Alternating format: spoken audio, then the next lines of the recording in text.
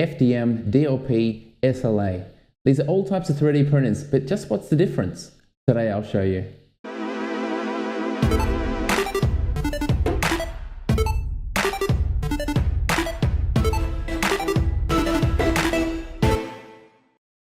Most people have seen an FDM printer.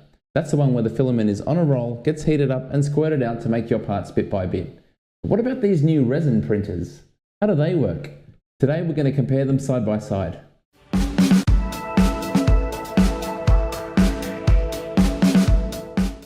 These days, the most common printers are known as FDM, Fused Deposition Modeling, also known as Fused Filament Fabrication. Our example here is the TL4076, available from JCar for around $350. On my right, I have a Dlp printer, which stands for Digital Light Processing. This particular model is a 1HAL Duplicator 7. 1HAL are better known for their knockoffs of popular FDM brands, but in this case, as far as I know, this is a completely original model. Finally, we have SLA printers, like the Form 2, which stands for Stereolithography Apparatus. The function of those is very similar to this Dlp printer. We'll expand on the differences later on.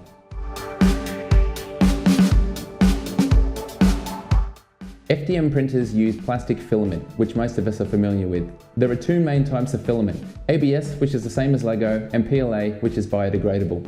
Most of us are familiar with how these thermoplastics work. You can heat them up, form them into whatever shape you like, and as they cool down, they retain the shape. This is the heart of injection molding and modern plastic manufacturing. DLP printers, on the other hand, use a photosensitive resin. This resin is poured into the machine as a liquid and then is hardened by using a UV light. Most resins will eventually turn hard if you leave them out in the sun, but generally they're safe to have the lid off, like in this example here, inside a room.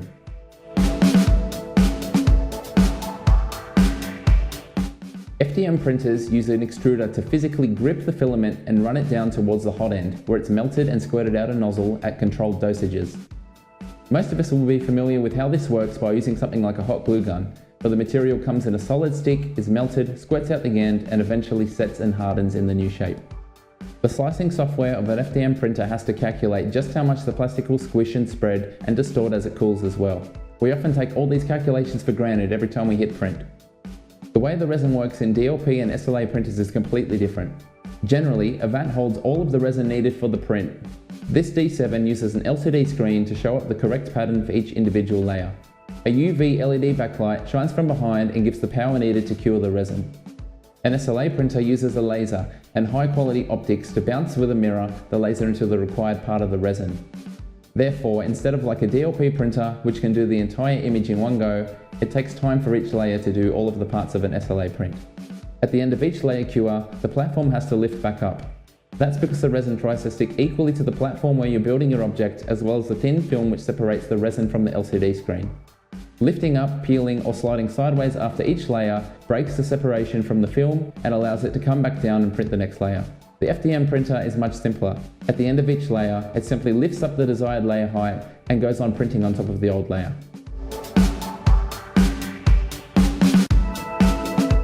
FDM printers typically have at least 4 moving parts. These are the 4 stepper motors. One is needed for each axis, which means one for X, one for Y, one for up and down with Z, and the last one to control the extruder. DLP printers, on the other hand, generally only have one moving part, and that's the stepper motor required to lift the platform up and down on the Z axis. It makes no difference to the operation of a DLP printer how many objects are on the build plate, only the height. That's because there's no time difference between the screen flashing up one object or 20 on the same build plate. An SLA printer, however, takes a lot longer because the laser has to be reflected to hit all of the individual objects, so in that case it's slower, like in FDM.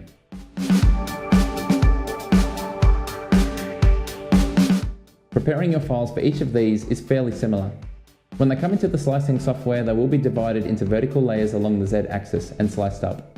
For FDM printing, the aim is to always have a wide flat base and minimal overhangs. That gives it a good anchor on the base to prevent it coming loose and ruining the print.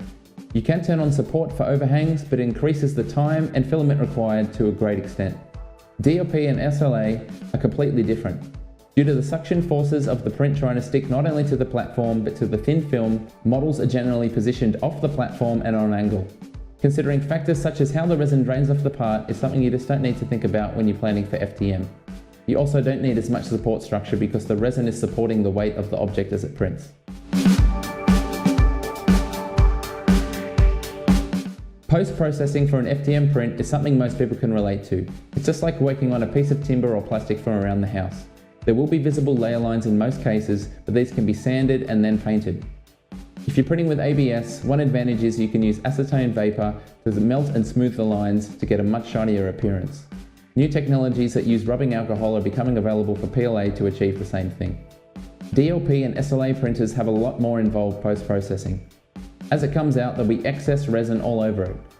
Most people will clean their prints straight after in isopropyl alcohol of a very high percentage. Ultrasonic baths help get rid of all of the residue. After that, they generally need rinsing underwater, and then they need to be post-cured to fully harden. Some people choose to leave them in the sun, other people use a UV LED fingernail curer. These printers only ever apply just enough light to keep the model together, but it's not fully hardened when it comes off. Both machines use electricity, so have the risk of electric shock in common. Apart from that, FDM printing's main hazard is probably the heated parts. The heated bed can be upwards of 100 degrees Celsius and the nozzle generally well over 200 degrees. Some users have complained about the fumes given off by the melted ABS.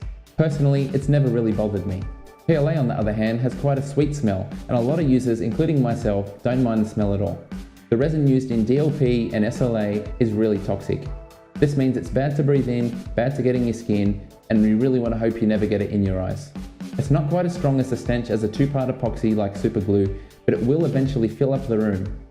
If you're not careful and you don't use proper ventilation, you can get a pretty nasty headache.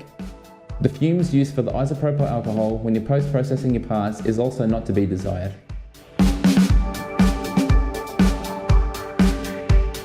Most FDM printers are capable of pretty good detail these days.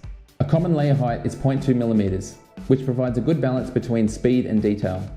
Until you're up close, you can't really see the layer lines, and they're not too hard to sand either.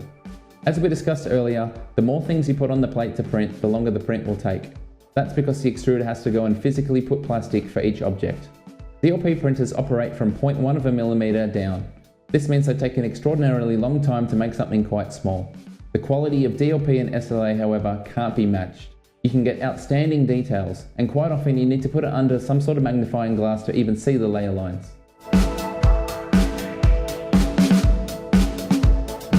FDM printers have been in houses and schools for hobbies and projects for long enough now to know their uses. A lot of people just print knickknacks off Thingiverse, but increasingly more and more people are using them to model bespoke parts to 3D print and use in their daily lives. Most modern plastics are strong enough and durable enough to achieve this purpose. Although FDM printers can be good for visual pieces, they cannot compare to the detail from a DLP or SLA printer. For this reason, these printers are mainly used to do miniatures and props. One other huge advantage that resin printers have is that you can use castable resin suitable for investment casting. This is when you sent off your printed parts to have a mold built around them, the resin burnt out, and then metal cast in its place. The outstanding detail offered by these printers makes jewelry very realistic to make at home to a very high standard.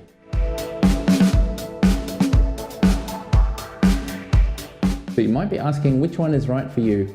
Well, that depends on the individual needs of every user, so it's up to you to make an informed decision based on the facts shown in this video.